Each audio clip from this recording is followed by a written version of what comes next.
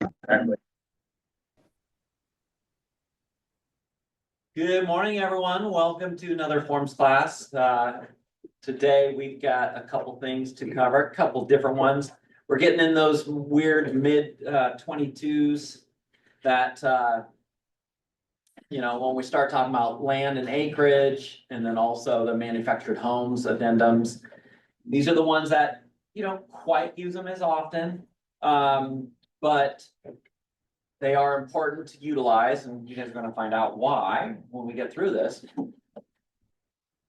It's kind of funny talking to other brokers about deals, every single day, every day, every night, pretty much, it's what we do.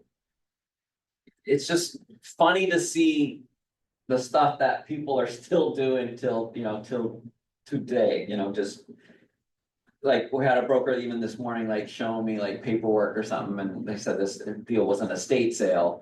And then I'm like, and she said that the listing brokers, it's her very first deal ever.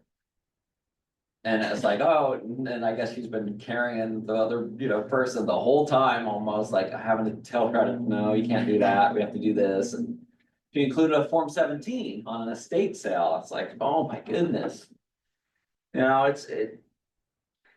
Until clients really know, the difference, they'll never know. And it's a little bit scary. So that's exactly why, we do this, day in, every single week as much as possible. Just knowing the forms is so critical to your business. It's the only way to have transactional excellence and to be able to really win more often too. I can't hear anything. You can't hear us? Oh, I can now. Okay. Maybe the volume was down. But it's just critical, right? It's a part of what we do, a big part. So I'm gonna go ahead and share my screen. Right, and let me hide the stupid little floating meeting controls. And I'll minimize this thing so we can see good. All right, so first addendum up is going to be the land and acreage addendum to purchase and sale agreement. General comments, use. This addendum may be attached to a purchase and sale agreement when the parties wish that the transaction be subject to certain contingencies listed in the addendum. Generally, this addendum should be used for a transaction involving a large parcel or parcels of property. So first things first, it's establishing the fact that you're going to use this for vacant land, unless maybe there is an old house that's on the property and it is big, piece of property. Then you may want to even use it for that, because if the values on the land or its highest and best use is the land to be developed, you might be using this. So it's not 100% certain that it's only vacant land. So just remember that. B, buyer acknowledgements. The buyer acknowledgements listed on page 1 provide information to buyer regarding the contingencies in the addendum. And I love this form because it automatically has a attorney review in it. So Karen, I'm going to read C. C, attorney review. Agency law requires that you advise your client to seek expert advice on matters relating to the transaction that are beyond your expertise. If, stay in your lane. Yeah. If the provisions of this addendum are beyond your expertise, you should refer your client to an attorney. So having vacant land, when people are trying to build whatever they're trying to build, having that attorney review contingency right in there is gold. I mean, realistically, that's a huge shield of protection for not only you guys, but also the firm as well. If they don't do it, then if there's issues later on and they go see the attorney, they find an attorney, they say, yeah, I want to sue my broker. I bought this property. I want to build, 18 townhomes, and it looks like I can only build one house. All right, my broker said it's all good. So first thing when that attorney gets the whole, purchase and sale agreement, because that's the first thing they're really gonna look for. Like, can we see the agreement? Then the attorney's gonna flip through the pages and he's gonna see this addendum and he's gonna see, oh, wait a minute, there's an attorney review contingency. What attorney did you go meet with before you moved forward on this deal? And then the buyer's gonna go, I didn't. Like, okay, well, that's not good. You had time to go see an attorney to go verify the stuff and to really go through this offer, but you didn't do that. That's actually not gonna help our case, is it?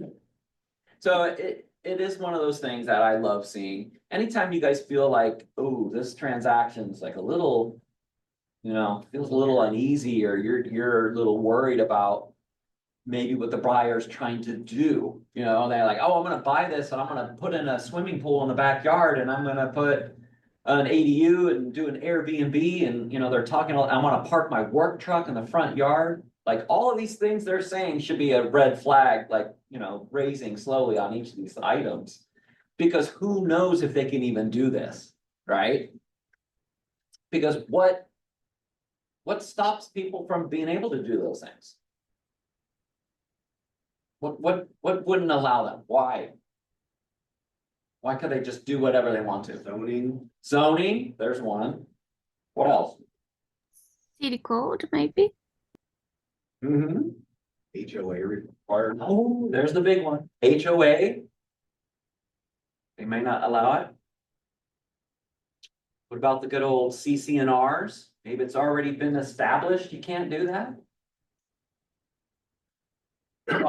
So we had written a land acquisition deal on a home that burned down in the fire, Mm-hmm. and we went under contract, and right before the feasibility period was over, there was something filed in 1968 or something that wouldn't allow what we thought was gonna be okay on that home in Kirkland, and we had to walk away, unfortunately, Yeah, but yeah, it was buried, buried in, yeah, there's a lot of those things.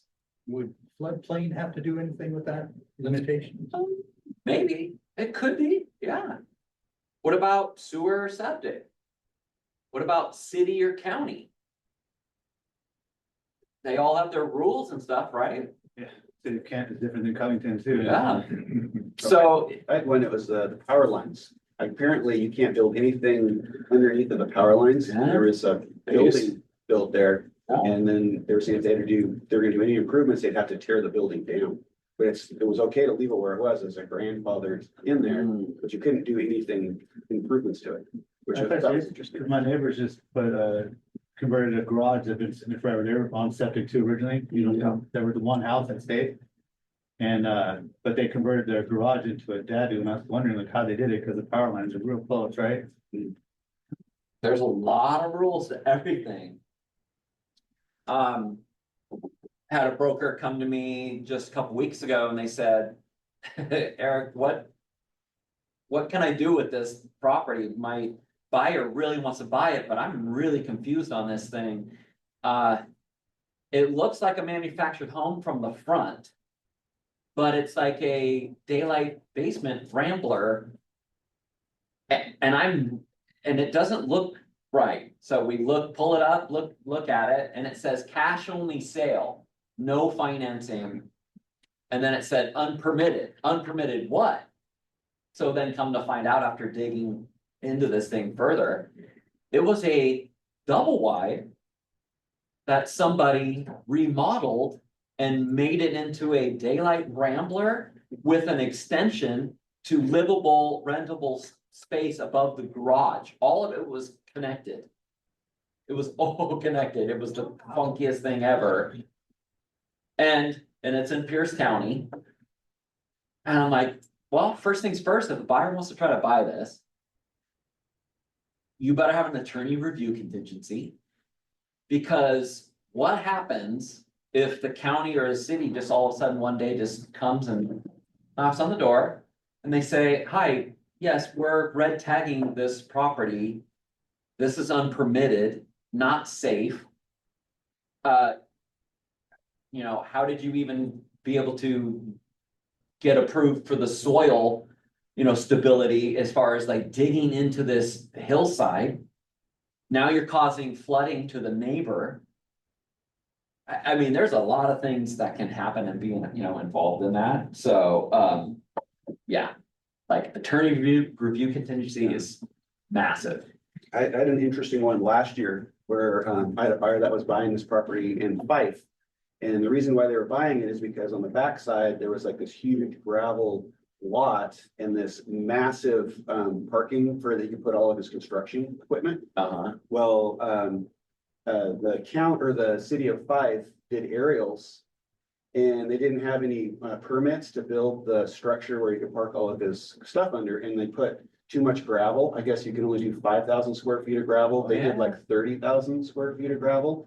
So to make they were red, and it was red tagged right as we were pending, about ready to close. Ooh. And so then they made the seller remove the structure, remove 20,000 square feet of the gravel. The buyer still bought it because he could still park his stuff there. It's just you couldn't park it undercover, and that was why he went under contract with it. Yeah. But it could have blown up the whole deal. And apparently what they do is they take satellite images. Yeah. And if you didn't get a permit, they could red tag you or red flag you. Yeah. So there's a lot of cities and counties that do this. Burien, SeaTac. Those two cities are probably like the top two hottest ones as far as every single listing that comes on the market. They must have property tracker, I promise, because literally they'll list a property in there. And then what happens is they get alerted, and then they have their investigator go through and they look at the bird's eye views from satellite in the history from the past. And they look at it through their catalog. And they see, oh, what footprint has changed? They would say, oh, this thing's got a whole addition. Someone added on to their house. As soon as anything has been changed from the first satellite view, they flag the file, it goes to the next person. That next person does the research. And then what they do is go, oh, permits history. Oh, there's nothing on this property for no permits. Then they give the file to the next person. The next person goes and does a field test. They go drive by it, they view it, and they say, yep, someone's added this. Verified address, they take photos, they go back, they file the letters and then the no permit, against the property. Depending on, how severe it is, they red tag the property. We've had so many deals blow up and get paused and get, have issues from just in those two cities in the last like 7 years. It's unbelievable. And someone told me that other counties are starting to catch on and do the same thing because it's a huge money maker for them. Huge. So the trick is to put in a really strong roof and then plant grass and flowers and stuff, and then when they do the overhead, they'll just think it's a garden plot. Well, if you planted too much, they might go look at it too. Yeah, okay. So it's not as simple as you think. All right, let's keep going. Assistance in filling in the blanks, of course, date of the purchase and sale agreement, the buyer's name, the seller's name, the property.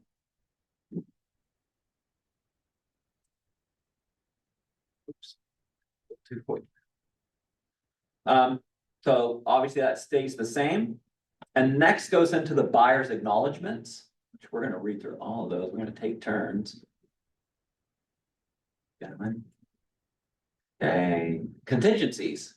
Section 5 is gonna be all the spots to actually go through and go check the box for each contingency that applies. In doing so, select whether buyer or seller is required to pay for the work associated with each contingency. Note that the party responsible for paying for the work to be performed is also responsible for timely ordering the work.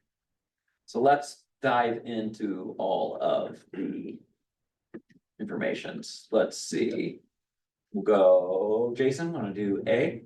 Sure. Buyer has observed and investigated the property and has reached buyer's own conclusions as to the adequacy, accountability and suitability of the property and surrounding area, and the feasibility and desirability of acquiring the property for buyer's intended use based solely on buyer's examination of the property. Yep, B, omit. Generally accepted method for identifying boundary lines and verifying the size of the property is to have the property surveyed and corners identified and marked. The survey will confirm that the legal description is accurate and that any presumed fences or other boundary markings are correctly located. Neither the listing broker nor the buyer broker shall be responsible for any discrepancies in the boundary lines. Information regarding the size of the property, identification of easements or encroachment problems. Okay, so pause for a second.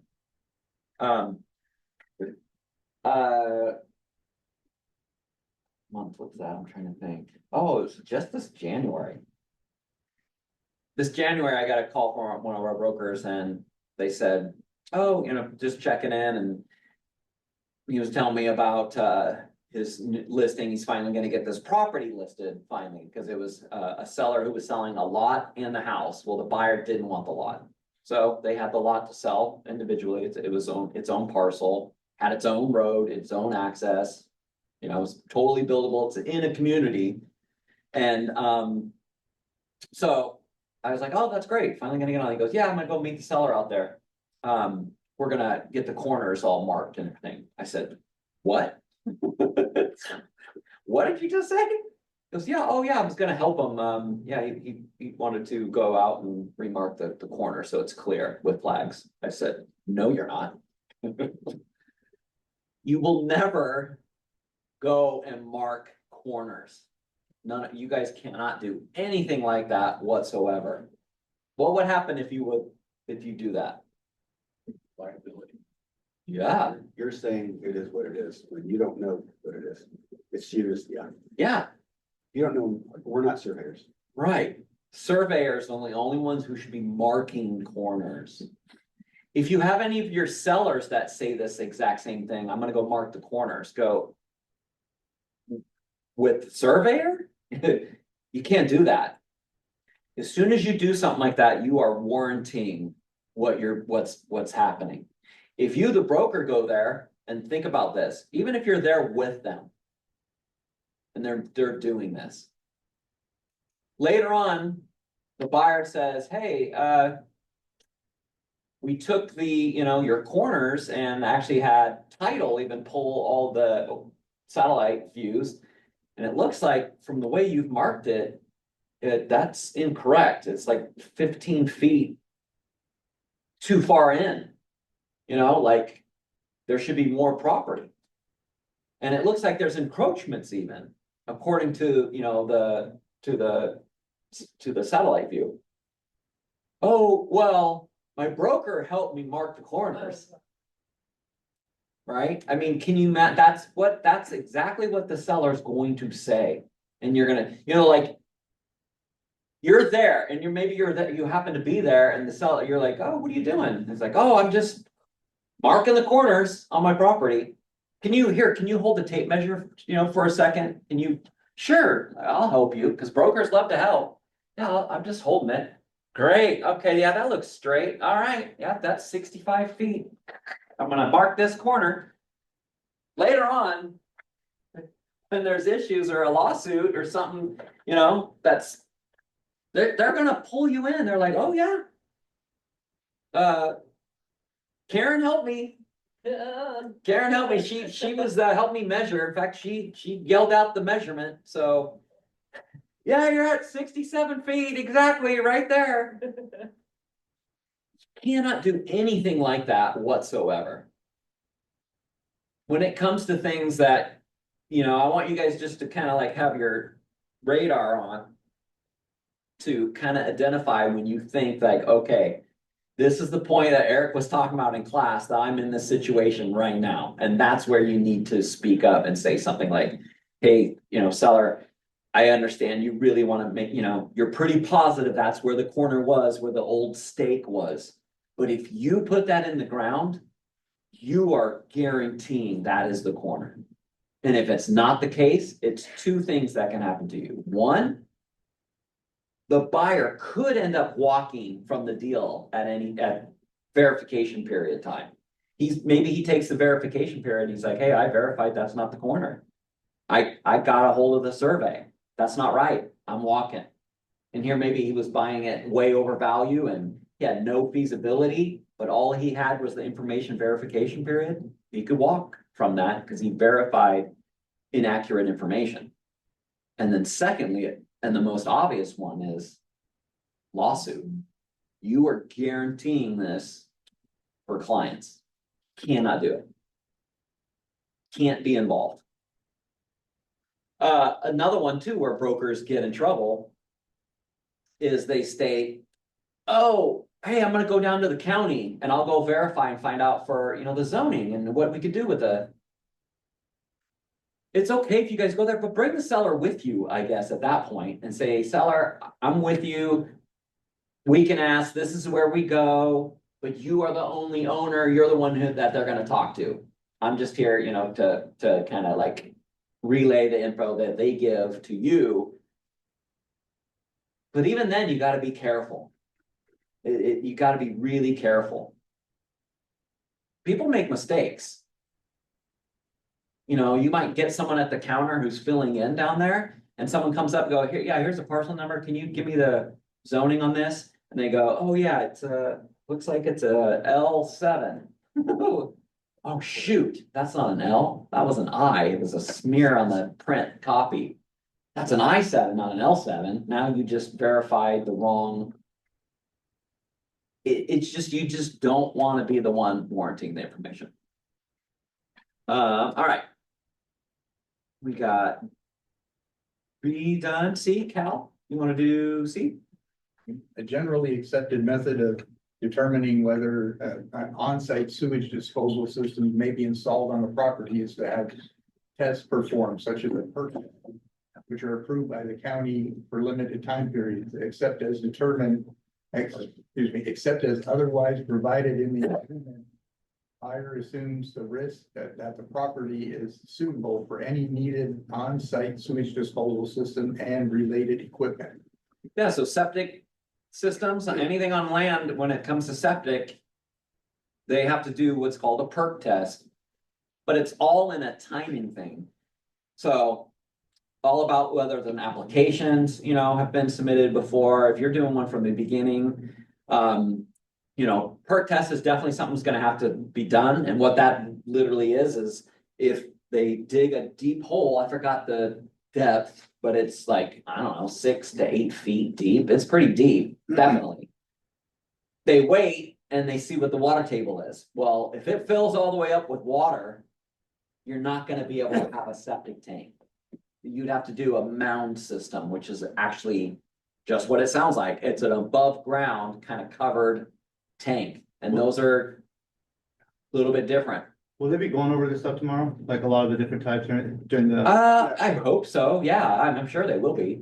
Another thing they do when they dig it up, they'll actually fill it with water and then they take a Oh yeah, the stopwatch. drainage of And it. then it has to, the water that they fill up has to be gone in the X amount of time. Yeah. For it to perk. Yeah, you're right. It's both way. It's whether or not it fills when they're digging it, or they check the drainage. All right, we got next. And another thing to keep in mind is it says you have 20 days on there. Do you think you can get all these things done in 20 days? Yes, that's a hard, that's all the extensions. Yeah, we're gonna talk about Yeah. default days for sure. You want to, that 60, 90 days at least. Mm-hmm. All right, let's see. Zoe, you want to do E? Oh, wait, excuse me, D? Sure. A generally accepted method for determining water quality from any well or other water delivery system is to have tests conducted by qualified professionals for organic and inorganic materials, including but not limited to bacteria, coliform, lead, arsenic, nitrates. Oh my gosh! And you, oh my goodness! I know, you got the hard one. A generally accepted method for determining water quality produced by a well is to have a test conducted by experts to determine gallons per minute. Buyer understands that the results of such tests only provide information regarding water quality or quantity at the time of the tests and provide no representation or guarantee that the results will not change or vary at other times. Good job, good job. That was a hard one. Yeah, so whenever there's wells, that's something that definitely, just like Jason said, time for wells and testing and all that stuff will take you, I think, just to get the well tests from a lab is running close to 3 weeks. You're 2.5, 3 weeks to have that done. So you gotta be real careful. And just in the well addendum itself, that's only defaulted to 15 days. You better change that. They used to be able to get it done fast. I don't know why. I just think that more people, it's become more of a requirement, or people are, buying these properties that have wells, and then they want to make certain it's not gonna run out of water and that the water quality is actually good. Because if it's bad, and then if it's not gonna continue, you could have trouble. Captain? So this is for existing wells or for either well? Either or. it's either or. Do they, how do they drill test holes or how do they I determine? don't know, yeah, it's been a really long time since I've had people doing that, but yeah, they literally, Usually the seller would know if it's approved for a well, and then they would have that in there yeah, with all of the documentation that they've done prior to. If yeah, it doesn't, you're kind of starting from ground zero. true. I had years ago, I had a property and the buyer or the seller suggested to hire this guy. And he came out and then he took this thing and he took something out of a box and he came out and he had a stick. And I was like, what is he doing? And he's holding this thing, and he's walking around and he's like, oh, he's doing this. Have anyone ever seen this before? Oh, you're messing with us. No, I thought he was. I was like, what is he And the doing? binding rod? Yes. Yeah, I'm not joking. And he was walking all over the property and we're like, are we just gonna follow this? This is weird.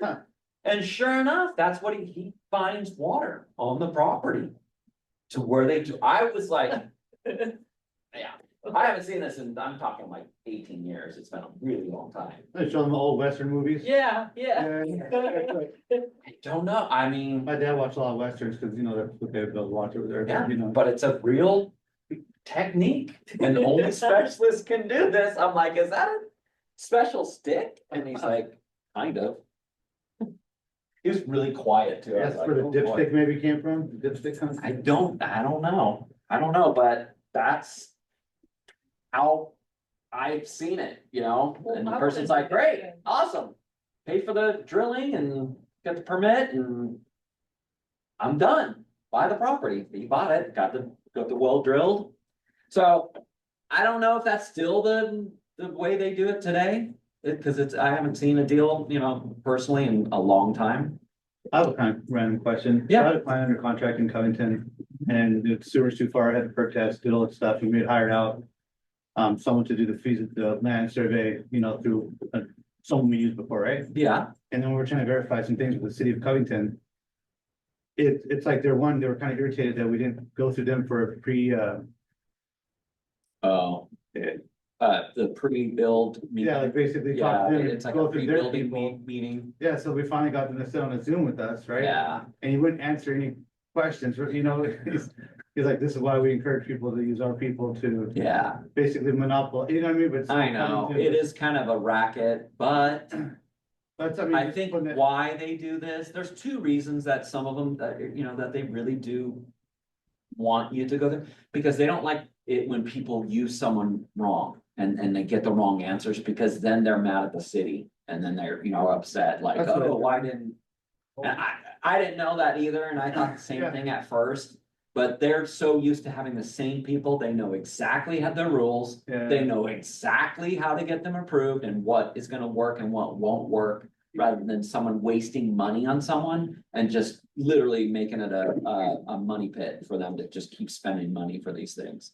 I'm gonna be giving you guys a website here later about feasibility Well, one stuff. thing I've noticed with like cities like Covington or some of the Kent stuff is it used to be unincorporated King County. Mhm. And so they're not, so now they're they're newer cities.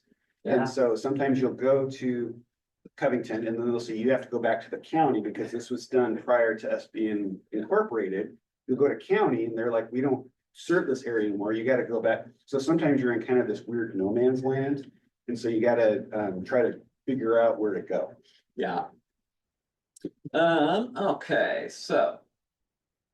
E, if the property is currently taxed at a reduced rate because a special classification such as open space, agricultural or forest land, and buyer is to continue that use, buyer understands approval from the county will need to be obtained and that significant increased taxes, back taxes, penalties, and interest may be required to be paid if the use classification is changed or withdrawn at closing or in the future. This is a biggie. You're dealing with land, if any of them have the classification for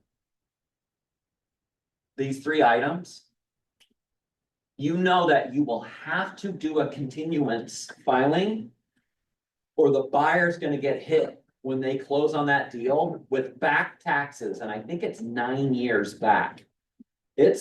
And let's say that they're using this as agricultural property, right? All of a sudden the buyer's like, yeah, I'm gonna buy this place.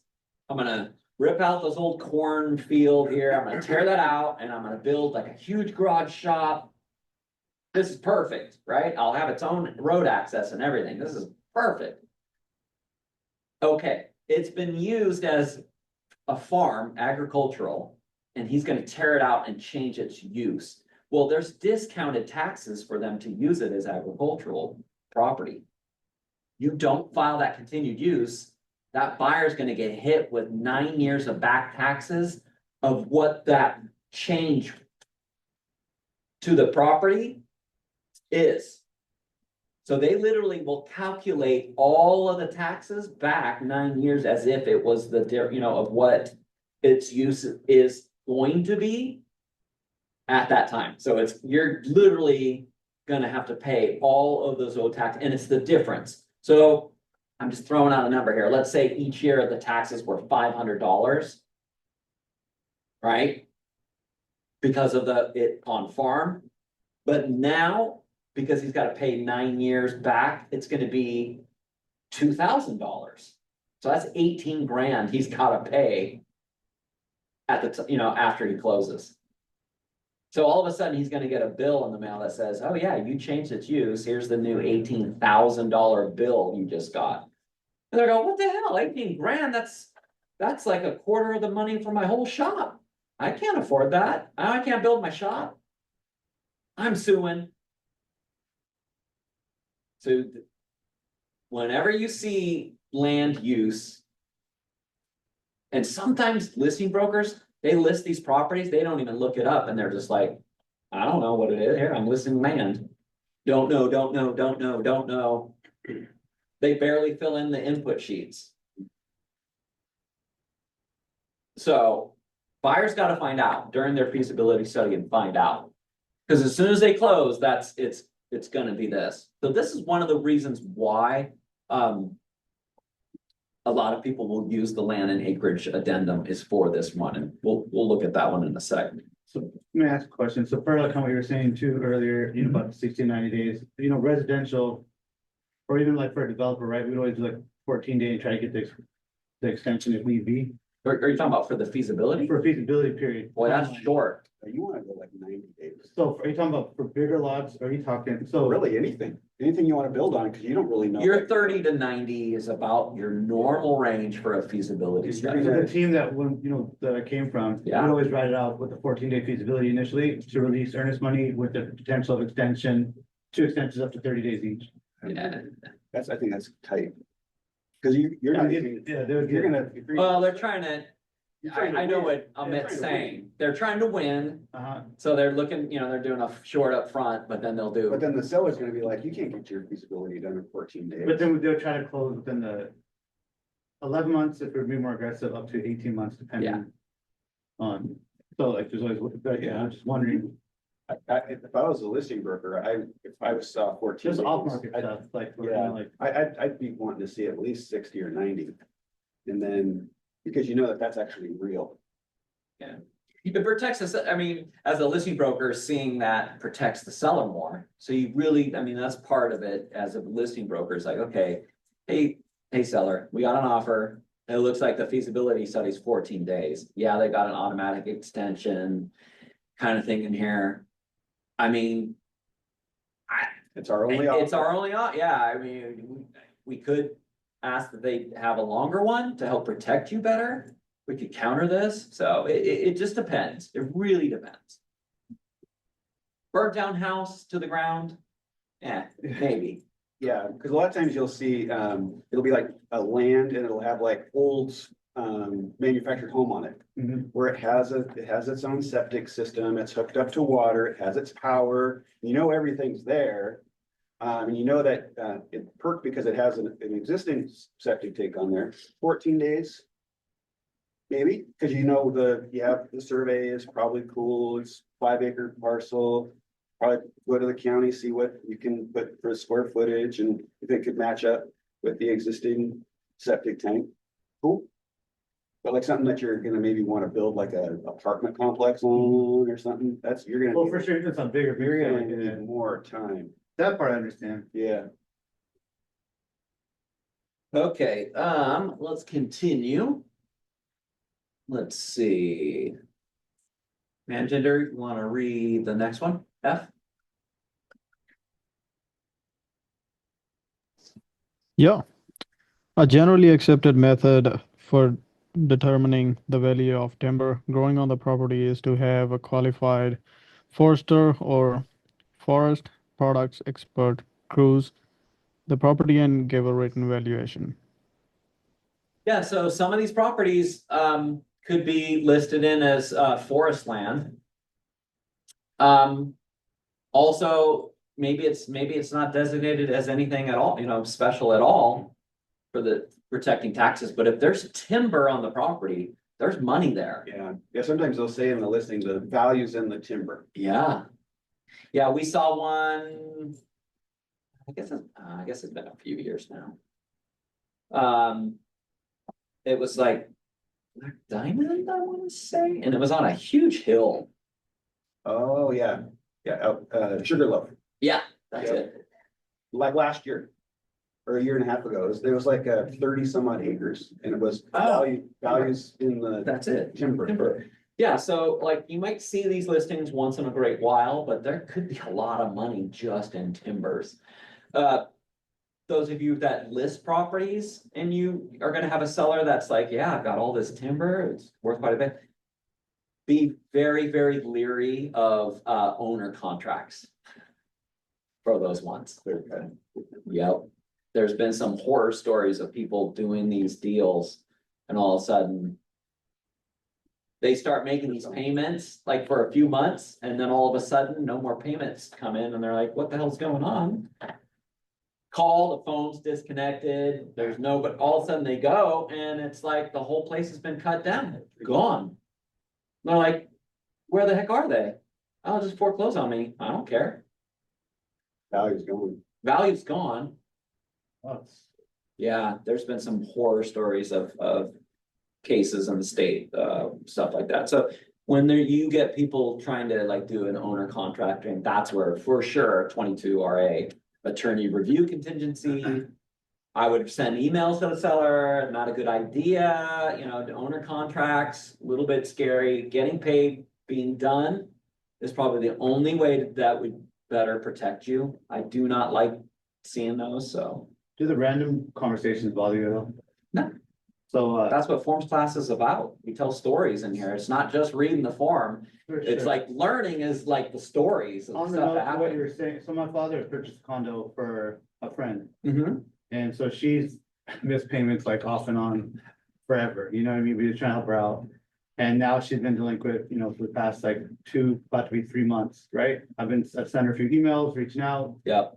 Um, But she's not an owner. She's not on title. No, Oh, she's she on is? title, yeah, and so he did it to where he'd be the first lien holder, whatever, if something was to go sideways. Yeah. But if someone else told me that she's potentially trying to sell it, She is trying to sell it? that she might be trying to sell it, you know, and so I've been trying to email her and find her, you know, like what's going on, you know, like, Oh, you know, cause my dad did her solid, you know, like, and so. yeah. What would you do? I mean, she only has 6 years left to pay off minimal amount, but Did he file like a? my dad passed away 3 years ago, so I'm trying to put together paperwork and find stuff because. Man, Didn't know- was she on an owner contract like thing? So, Was she paying? Like, so yeah, so basically it's part of my mom's retirement funds, you know, like she sells her every month. oh, You guys see if there was a UCC one file? If there was yeah, a mortgage on it? yeah, what else is So I on there? contacted the realtor because she was a good family friend of ours. What does it show on county for, did they file like the UCC one or the mortgage? or anything? UCC one?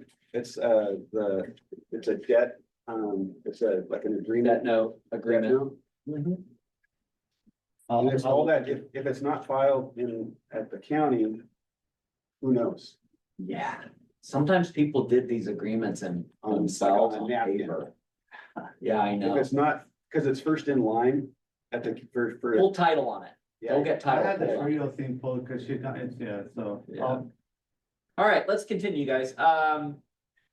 So on-site sewage systems should be inspected by qualified professionals licensed by the local municipality. If there's an on-site sewage system on the property that has not been recently used, buyers should consider conducting a purge test and other inspection to determine whether there are any defects in the system. A purge test consists of introducing water into the system to determine whether the system is functioning properly. Yeah, definitely like existing septic systems on the property, if it hadn't been used in a really long time. You definitely better want to get it tested properly. Additional tests or inspections of the property may be required by local or state governmental agencies before title to the property is transferred. Seller may have entered into lease or rental agreements that extend beyond the closing date. Buyer should use due diligence to investigate such agreements. We just had lease review contingency last week, remember? So that could be something in that as well. Seller should have the right to harvest all crops in the ordinary course of business until the possession date. So anybody who's got land that's, you know, farmland and they're using it and it's active, seller will have the right to harvest all crops all the way until possession date. What's different in that? Yeah. Like as far as that last piece, what could have happened already? Does possession always happen on closing? No. No, it doesn't always. And if it's not, what typically do you have to have? You gotta have a lease agreement. You're supposed to be executing the 65A or 65B, depending on, right? A is if a buyer's moving into the property before closing. But B is where the seller's maintaining the property. You gotta pay attention to that if they're like, have some kind of agreement, like. A lot of times farmer, you know, they plant, they sow, they get the, you know, get the plants or whatever's the harvest that they're gonna be getting. They might say, hey, I'm gonna sell to you, but possession won't be till this time as far as the land. Yeah. You got it, so you could have to have that lease agreement, the 65B written. If you're in a situation like that. I've seen some crazy ones where they did a 2-year land, you know, lease as far as because of the agricultural. They have an agreement with a farm, you know, that they are releasing it through. Yeah, in eastern Washington, a lot of these, Oh, yeah. boutique farms now, Apple they grow. orchards and stuff too. Well, wineries. Oh, yeah. So what they'll do is they'll have their house on this little portion of like 15, 20 acres. The rest of it has vines planted on it. Yeah. And they have like 5 and 10-year agreements in place with wineries that they'll harvest off of all these like privately owned properties. And then they'll bottle it as like special label wineries. So there's already agreements in place. And then they get a partial discount off of the taxes because it's part of their property is agricultural. It's pretty smart, actually. All right. It's kind of fun to have your own winery. Let's see, contingencies. General contingency provisions. This agreement is conditioned on applicable contingencies below. The work to be performed shall be timely ordered by the party responsible for payment, except for the feasibility study, if applicable, and shall be performed by qualified professionals. If seller is responsible for ordering the work and fails to timely do so, seller will be in breach of the agreement. Contingency periods. The applicable contingency period shall commence on mutual acceptance of the agreement. If buyer gives notice of disapproval and termination of the agreement within the applicable contingency period, the earnest money shall be refunded to buyer. If buyer fails to give timely notice within the applicable contingency period, then the respective contingency shall be deemed waived. Contingencies. Items checked below are to be paid by buyer or seller as indicated below and are contingencies to the agreement, notwithstanding the payment allocation provided for herein. If the agreement fails to close as a consequence of seller's breach, the cost of the following shall be borne by the seller. So we just read through the whole form, but we gotta go. Oops. Actually, let me look at something real quick because our numbered items. Yeah, here's our contingency period. Document review period, check the box. The purchase and sale agreement will be contingent upon buyer reviewing certain documents related to the property. Insert the number of days that seller has to provide the documents listed in the paragraph. List the documents that seller is required to provide and insert the number of days that buyer has to review the documents. So each item, all right, very first one is survey. Completion of a survey to verify information regarding the property is listed in 1B. With results of the survey to be satisfactory to buyer and buyer's sole discretion, seller shall provide any prior surveys of the property to buyer if available. Here's the days. Who's paying for it?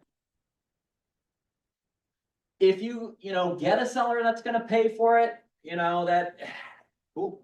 Yeah, great. I don't know. Listing brokers, that's something to pay attention to. If this addendum's in the agreement, you really got to pay attention to who's paying for what. If all these boxes are marked by seller, do you think that's a good thing? They could take their time. Maybe. Who knows how long. Maybe the price is like adjusted for the seller taking care of this, and it could truly benefit the property. The value is going to go up if it's had a survey. If it's had the perk test, right? If it's had the on-site sewage system.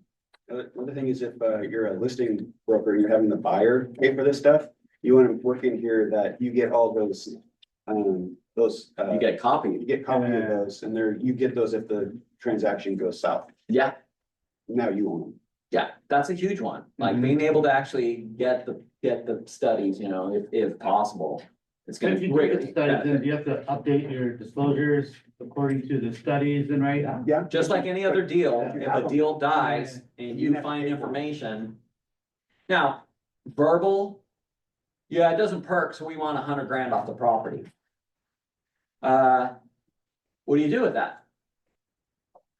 What do you say? I mean, so send me the bid. How do I know? You play it, that's the play it by ear. Yeah.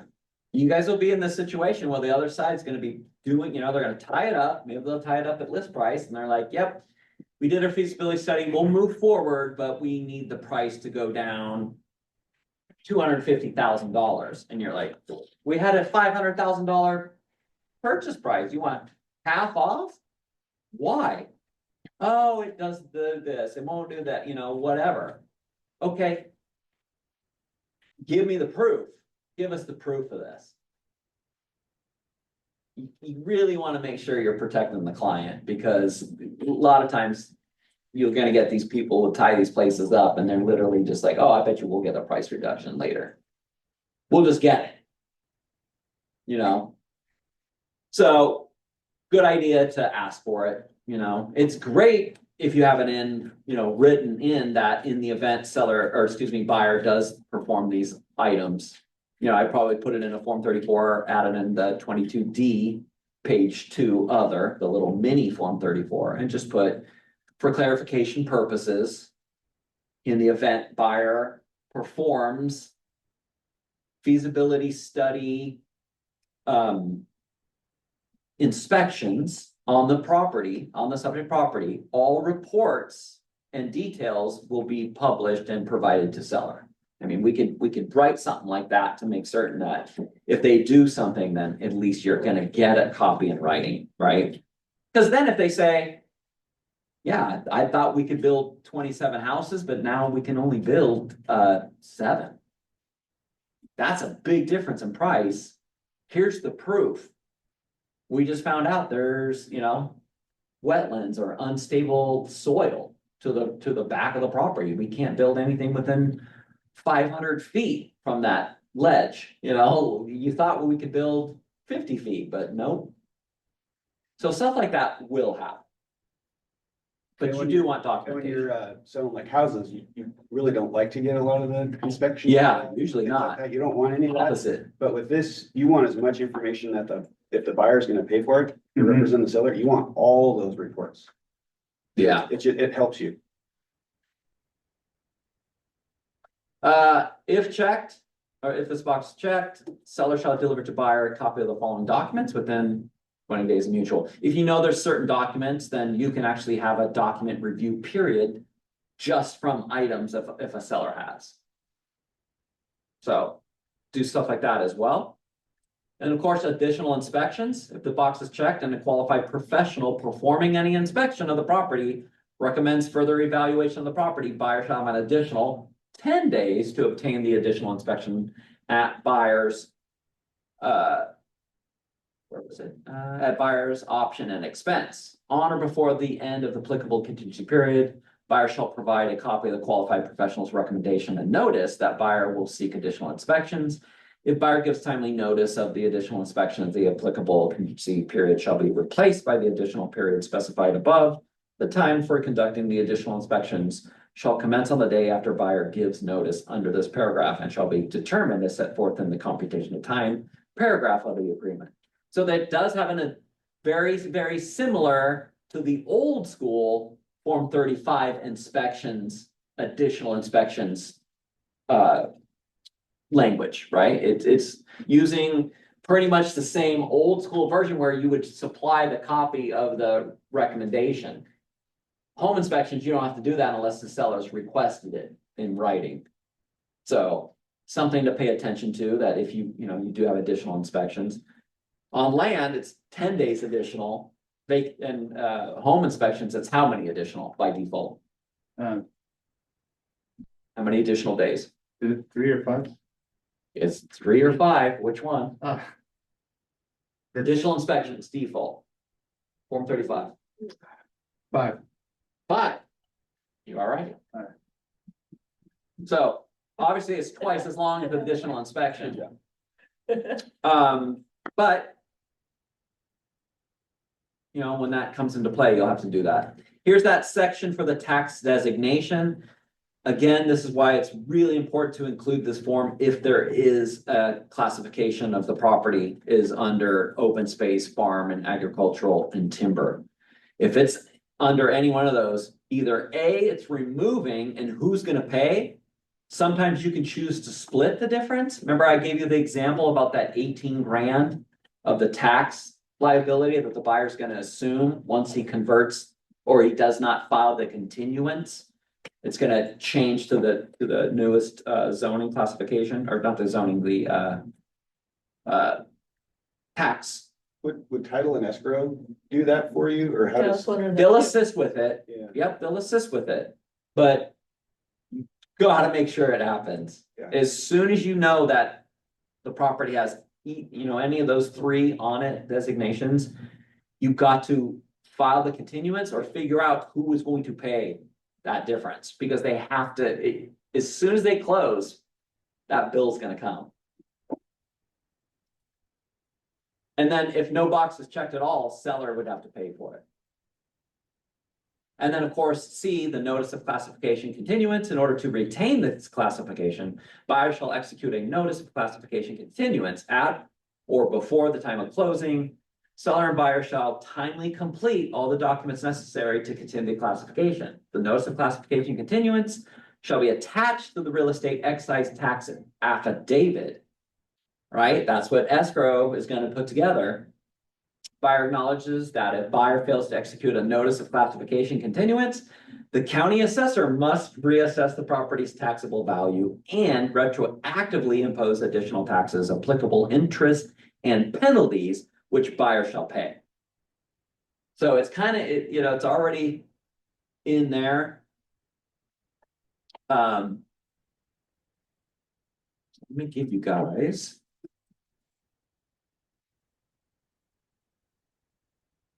So there is a website, lotlauncher.com. These guys have been around for quite a bit. They will do feasibility and land use, they're land use experts. So they will do feasibility studies from A to Z for your clients. It depends on, they've got many different ones like that you can, have them do. You can do basic ones, very advanced ones, or ones where they can take you literally through the whole process for the permitting process, everything. But it's gonna cost you more depending on what you're gonna have them to do. So they can do consultations, purchase your feasibility. When looking for people like this, do you want to go through the specific city or jurisdiction? I guess that would be, make sure that they're approved by Covington. Yeah, I mean, call them and then find out. These guys have done stuff everywhere. Yeah, and if you use like a Garrett Homes or like an Armstrong Homes, they'll do mini feasibilities as well. Right. Where they'll go out there and then they'll say, here's more than likely over here's a wetlands. This is more than likely where your build out would be. This would be your road would be. And they do a lot of times they'll do that for free. Yeah. Because they want your business to build out the house. Oh. So they'll go out there. That's good. No, could you repeat that? Garrett Homes. Yeah, and on top of these builders that do their own building, Yeah, you're gonna hire them to build They're this. called property. mini feasibilities. And they're That's good to know. included with working with them. I went with the surveyor a few times so I could learn about the vegetation, what to keep your eyes peeled for. To Yeah. Yeah, so lotlauncher.com. They're great. I've had a lot of people ended up using them, and it's because a lot of times, buyers are like, yeah, I wanna build my own house. I wanna have my own house built. I wanna design it and do all that, right?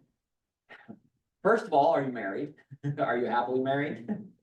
Do you want to continue to be happily married? I had a builder say this one because it's like, it's a long process, very long, costly. A lot of times people say, oh, it's cheaper. I mean, well, it could be. It depends on a lot of variables. So, all right, let's jump over to our next form. Any quick questions before we jump in? All right, time for the manufactured home addendum. Use, title elimination. Manufactured home or mobile home can either be real property, an example, real estate, or personal property. In order for a manufactured home to be real property, it must be 1, affixed to the land, 2, certificate of ownership, or title must be eliminated. An example, the title to the manufactured home as personal property must be eliminated in accordance with Washington law. Form 22MH should be used as an addendum to the purchase and sale agreement for those transactions where a manufactured home is currently personal property, but the title will be eliminated prior to closing. So they have a legal bulletin, 195 in Northwest MLS to get additional information. Okay, first and foremost,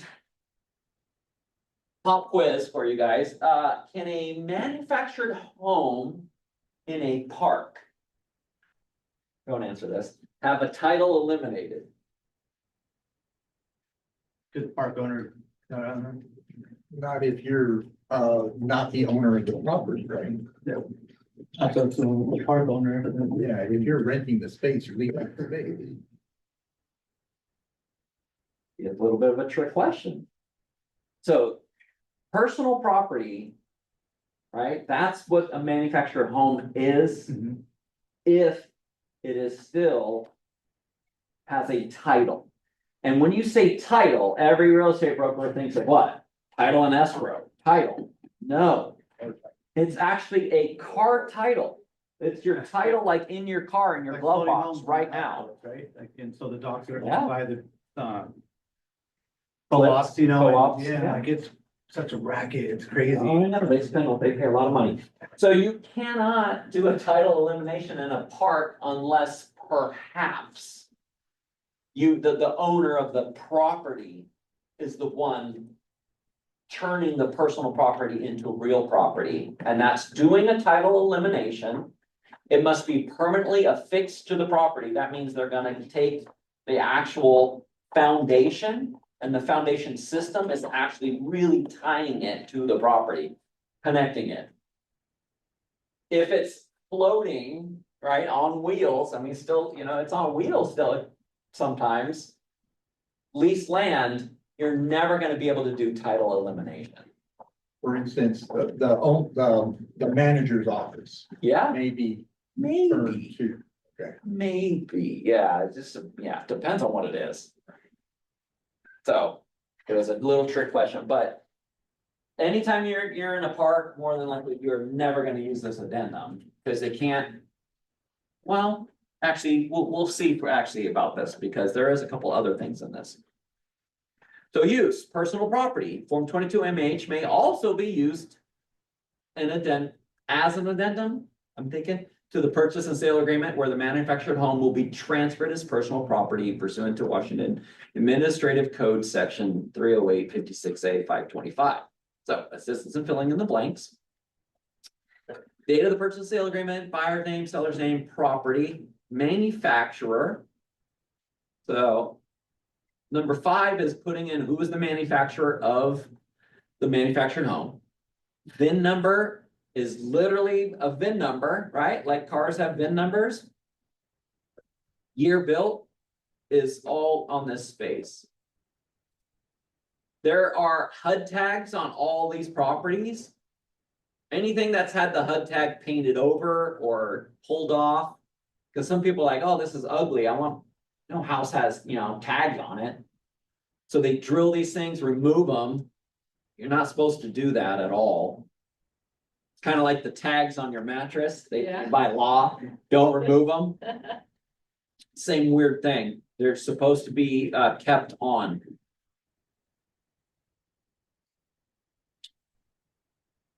They're usually right on the outside. And it's got like the plate. So this is typically what they look like. A lot of times they are red. So just keep an eye out for that.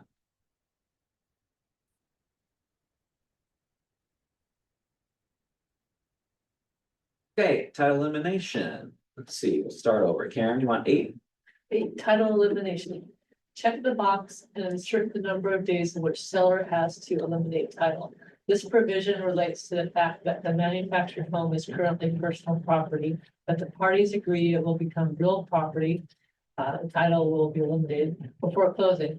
If seller is unable to timely eliminate title and gives notice thereof, the agreement will terminate. Yeah, so first thing first is getting the title eliminated. So that's just like we said, it's removing the process of it being personal property and converting it to real property. And permanently affixed, there's a lot of things that have to happen. So if they're going to do this, right, first and foremost, it must be owned land. The same owner is, the owner of the property and the house. Trick question for you guys. If it's real property, actually, let's say it's personal property. Title has not been eliminated. The manufactured home is on its own land. Is the seller still required to do a Form 17? What do you think? Yeah, Real property disclosure statement is what it's called. Okay? That's what Form 17s are, Yeah. right? but I feel like Form 17 would run with the land, not the manufactured home. What do you think, Karen? It's personal property still, title's not eliminated. What do you think? I'm guessing. It'd be the unimproved property, but I don't know, I don't know. All right. Cal, what do you think? I have no idea. All right, that's okay. All right, Zoom people, chime in. What do you think? Does it still need a Form 17? Seller disclosure statement? What do you think, Zoe? I don't know. I don't think so because unless you turn the personal property into a real property, I don't know.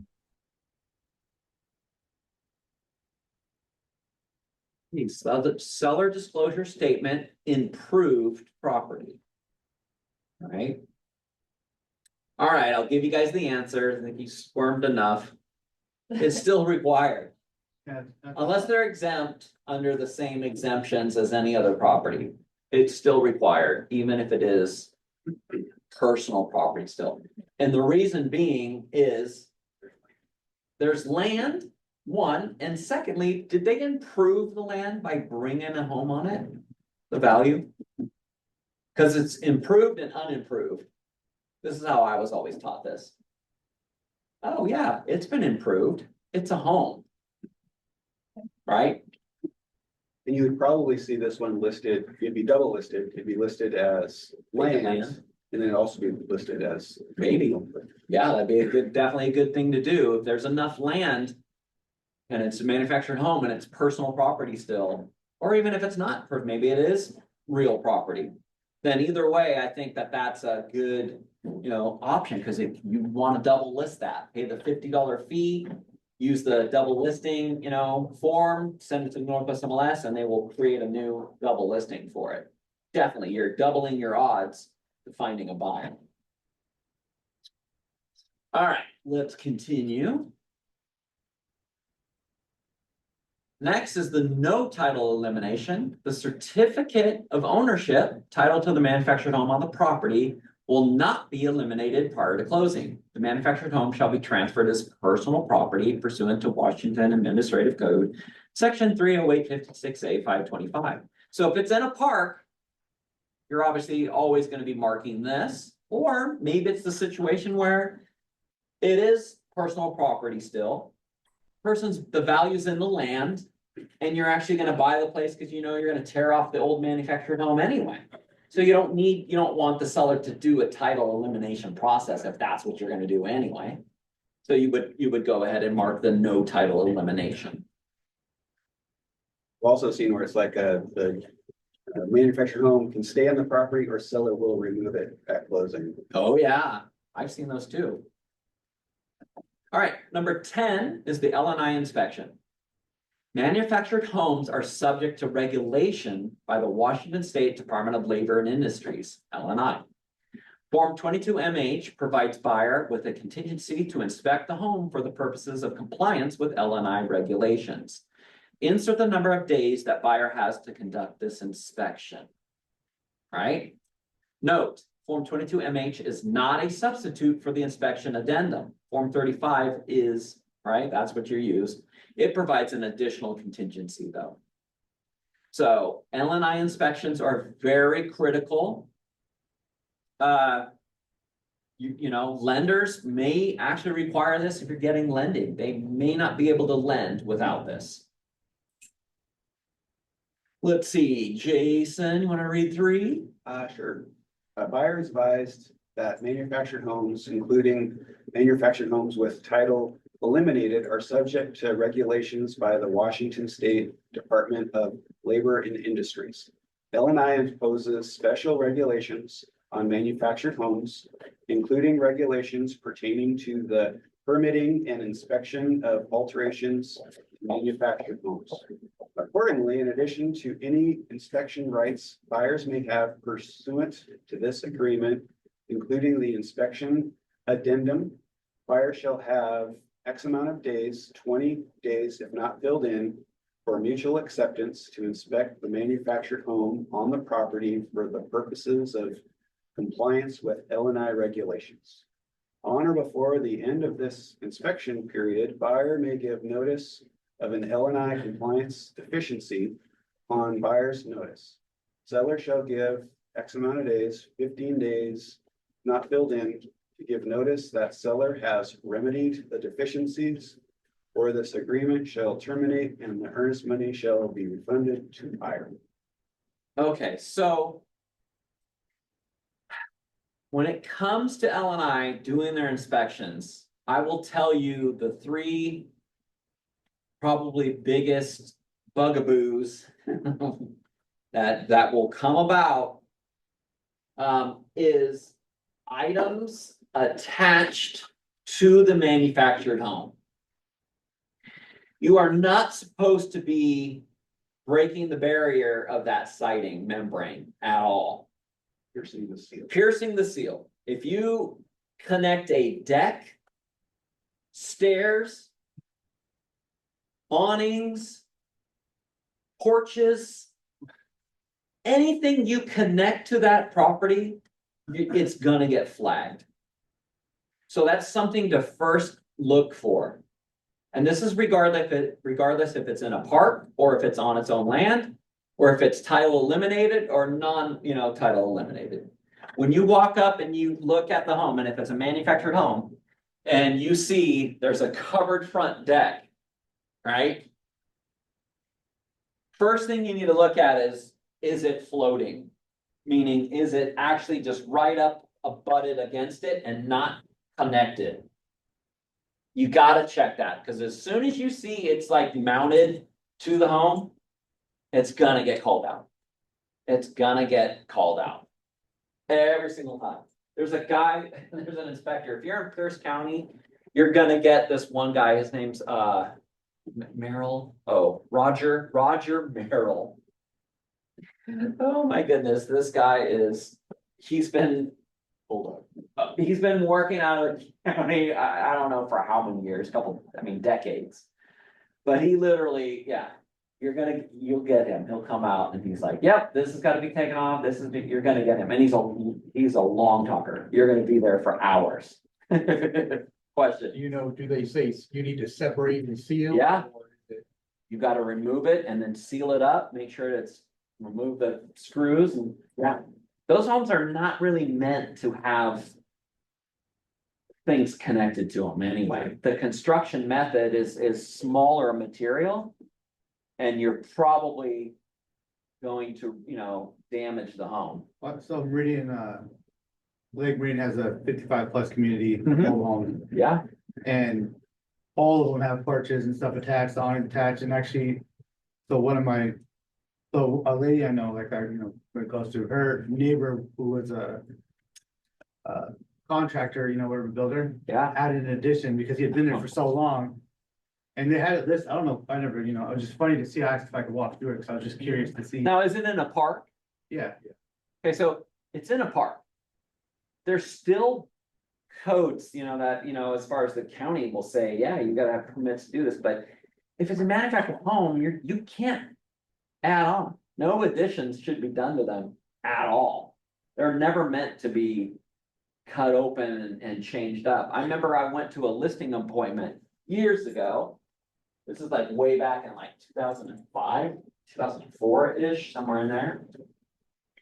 And I show up and I'm looking at the house and it looks like one of those really cool kind of Spanish sprawling ramblers, right? It's got the cool, front covered walkways that's got the arches built in. Very Spanish looking, stucco. I was like, wow, looked really, really cool. And then it had a connection and it went to the garage. And it went to the garage with its own like covered walkway.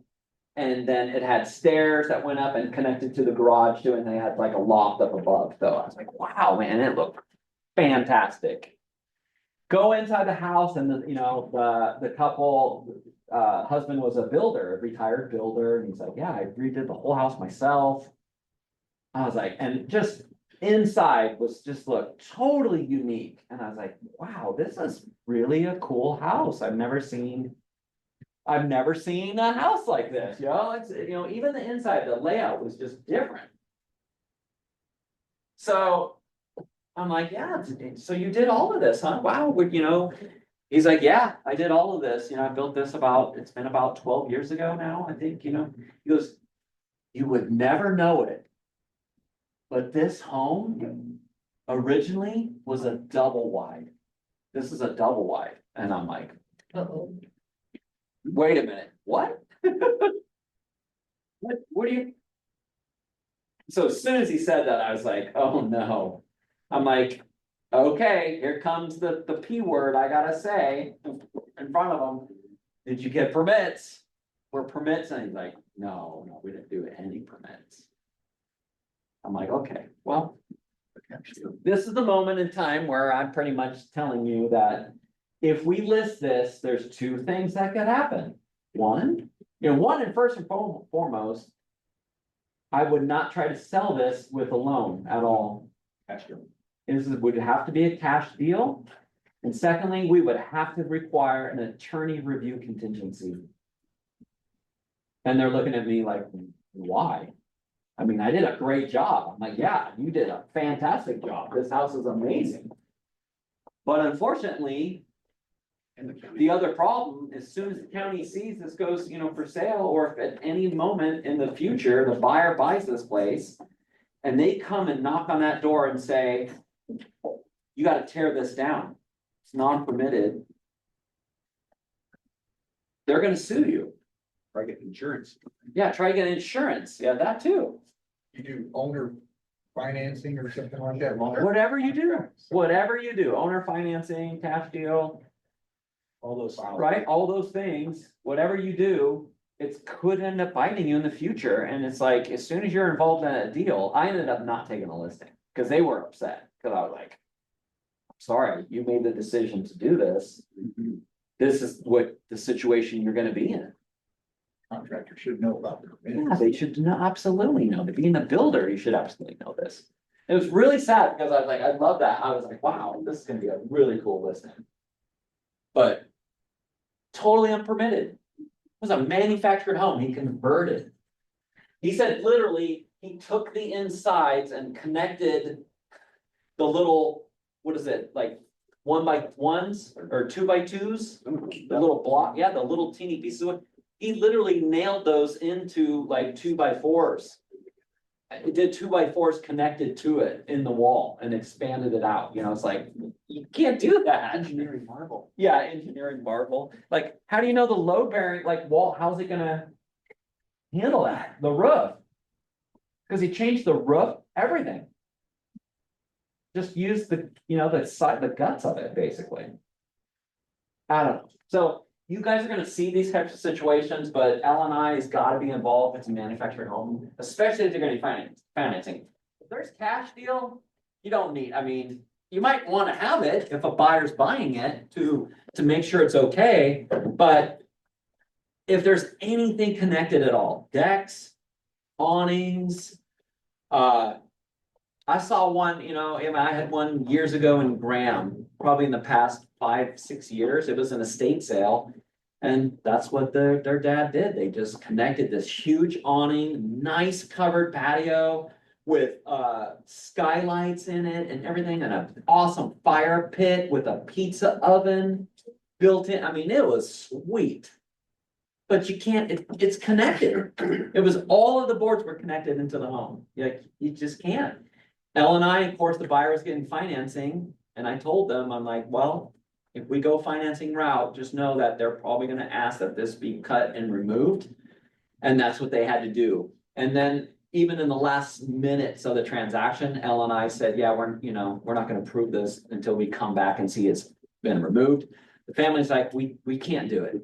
We can't remove it. I don't know if I cancel. So the buyer's like, I really want this property. It had its own private fishing lake on it. And the buyer, an awesome garage shop, and they're like, we really want this property. Can we hire someone to remove it, to cut it? And then we'll decide to remove, connect it later. And so they did. They hired, the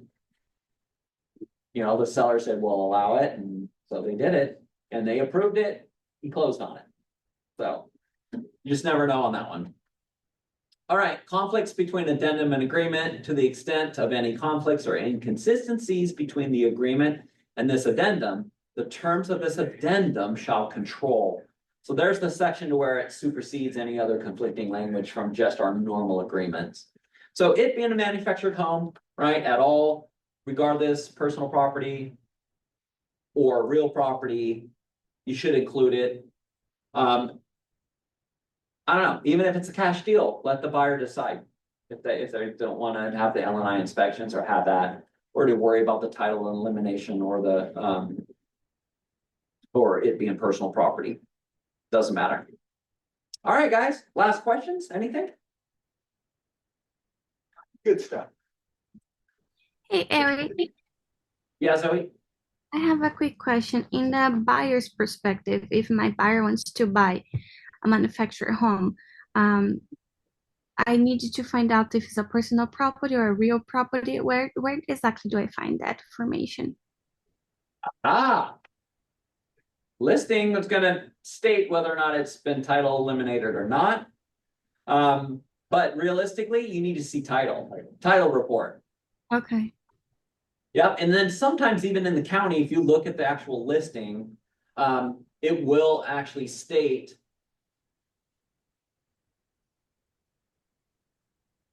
title eliminated or not eliminated. Something's coming. Let's do, we'll do new listings. Actually, no, I'll just do a search because I mean, tell me on that one. Active. And we need manufactured home. If you do manufactured home, I think that's just park only. I think. So let me see. Okay. Yeah, for sure, these two, 19 grand. Let's look at this one. Oops. Look at the one that's 850 in Long Branch. Whoa. So single family, manufactured home. Boy, I think it's abbreviated, right?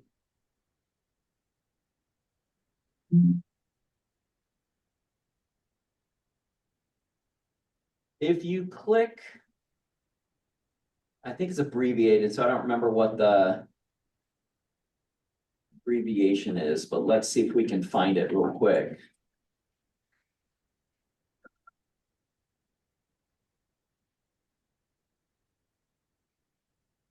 Manufactured home.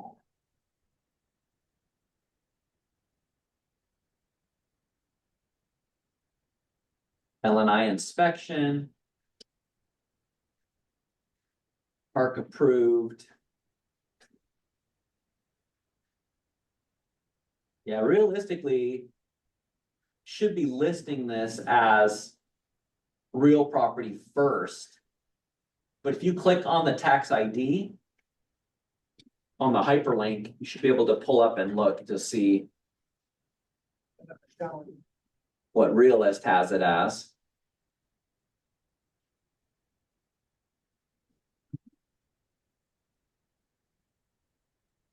Oh, here's the legal description, gives the serial number, the year built, model number. So when you're listing, being a listing broker, you can pull and look into that from this. And let's keep going down. Right here, county land use, manufactured home, title eliminated. So there it is.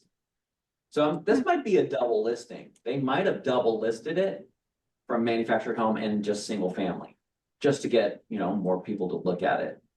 I see. And from the buyer's perspective, would be the difference for them if they buy one that is personal property versus real property? It's that real property to come with the land and the personal property no land? Yeah, well, not always. Remember in the beginning of class, we talked about the fact that it could be either or, whether title eliminated or not eliminated and still be on its own land. You just cannot eliminate the title if it's in a park, because you're leasing the land. Between the two would be your financing. Oh, what you can well, get for financing. financing will be a difference too. Mhm. Oh, okay, yeah, because they want to use finance. So you better, I mean, it should be a good idea that title be eliminated, but then again, you gotta look at all those things. Remember, we talked about, oh, it's a manufactured home. This one's built in 2002. See how this one's got decking and this one's got even a weird siding. This is like, it's got kind of a unique, Like a park home. yeah, it's like a park home or something. Yeah, so these ones, yeah, you got huge water. This is unique. Log cabin. Yeah, it's like a log cabin looking thing, but this is definitely looking like manufactured home. That could be skirting, that could be like plastic. But this has a deck. Remember we were talking about that? So if you're having anything connected to it, And remove it's it. gotta be inspected. LNI, so you're gonna wanna use the addendum we just went over in class and make sure that the buyer or the seller has the LNI inspection. Mhm.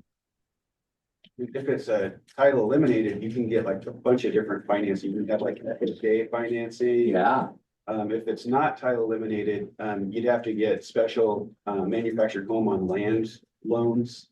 So it kind of changes what you have for financing. mm-hmm. Oh, okay. Okay, thank you. Yeah, you're welcome. All right, guys, that is class for today.